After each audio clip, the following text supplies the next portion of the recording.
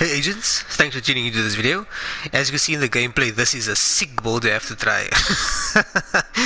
Yeah, this build makes the hunters a joy to fight. I mean, 1.8 million armor is not the same as the previous Scorpio build I put up in my first video. The second version there is not the same as that, it's something different. It also uses Heartbreaker, but I'll show you all the pieces. You have to try this for yourself and take down those hunters really quickly, really easily. This is a support build, by the way. I'm not putting this out as a solo build. It is a support build. So have a look at it and try it out for yourself and let me know. Okay, for specializations, I'm using the technician for the linked laser pointer. That's the reason I'm using it. You can use others like the gunner, for example. The gunner has other benefits, like your faster reloads on your third kill, that kind of stuff. So that's the other option you have. On the gunner, you can also use the Banshee pulse, because you need the pulse for this build, and I'll go through that as well. The option that I actually prefer using on most of these builds is the linked laser pointer, which you get on technician. As soon as you aim down sights to an NPC or a player, whatever the case may be, then it pulses them. So that's the easiest way to get it. But if you don't have a weapon that you can equip this on, you need to use one of the other options. The pulse, you have a few options here. The one I'm using is a scanner pulse, just because so I can see all the NPCs and where they all are. Because most of the time when I'm using this building, countdown is really enjoyable and it's dark, so this makes it easy for me to see where the NPCs are.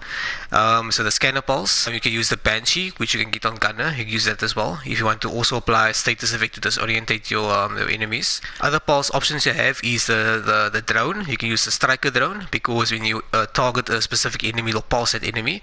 You can also use the scanner drone over here, which you can get on tactician part of sharpshooter. So if you're a sharpshooter, if you're a marksman rifle guy, you can use that. That's an option you have. Okay, I'll start off with the Heartbreaker, because that's the basis of this build, 4-piece Heartbreaker. If this is your first video of TU15, I'll just tell you what the Heartbreaker is, what the benefits of the 4-piece.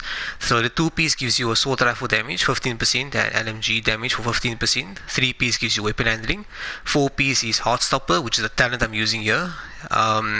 So headshots apply pulse for 5 seconds, then you need the pulse. Weapon hits on pulsed enemies at a stack of 1% bonus armor and 1% damage to pulsed enemies up to a max stack of 50. 2 stacks are lost each second. So on this one, I'm not actually making use of the chest and the backpack. I'm using 2 different items there. So my max stack that I can get is 50. And as you can see there, you need a pulse. You need to pulse in enemies. The second piece I'm using here is a holster, which I have 147,484 armor on, and I rolled crit chance on there. My third piece is Heartbreaker. For the weapon handling, is a knee pad, is 145 armor, and critical hit damage I rolled on. And then we have the glove. Surprise, surprise, it is not the contractors. It's the Heartbreaker glove, so I can activate my talent, the Heartstopper, my 50 stacks.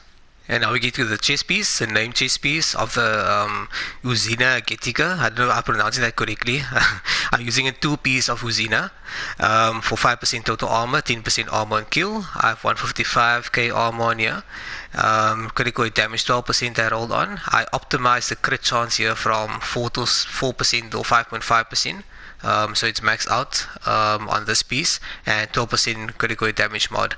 Perfect spotter, absolutely brilliant on this because like I said, I'm using Heartstopper, so this is perfect for me to use perfect spotter. Pulse enemies get amplified damage 20%. Okay, so my second piece of Uzuna has to be the backpack. So not, like I said, not using the Heartbreaker on here. The backpack, so it's 150k armor. Critical damage 12% I rolled on. It came with armor regen. I actually wish that could have been crit chance, but okay. 6% crit chance mod, and here's where the thing comes in. The perfectly optimistic. The hunters hate this. So enemies you hit take 50% more damage from all sources for 5 seconds, and you have to use a marksman's rifle or a shotgun. It only applies if you use those weapons. So you'll see the weapon I'm using, the Scorpio. I'll just show you that now, which will tell you why I'm using the perfect optimistic and why it works so well against hunters you saw in the gameplay. Okay, so this is Scorpio. This makes the whole build work. Without this build wouldn't actually work. This build wouldn't be this good. So the Scorpio, you can see what it does to the hunters. He just freezes them and they can't basically do anything. They can run and hit you, but you will survive on 1.8 million armor. My one is 15% shotgun damage, 12% damage to armor, really good. 9% critical damage. So the septic shock, that's the thing here.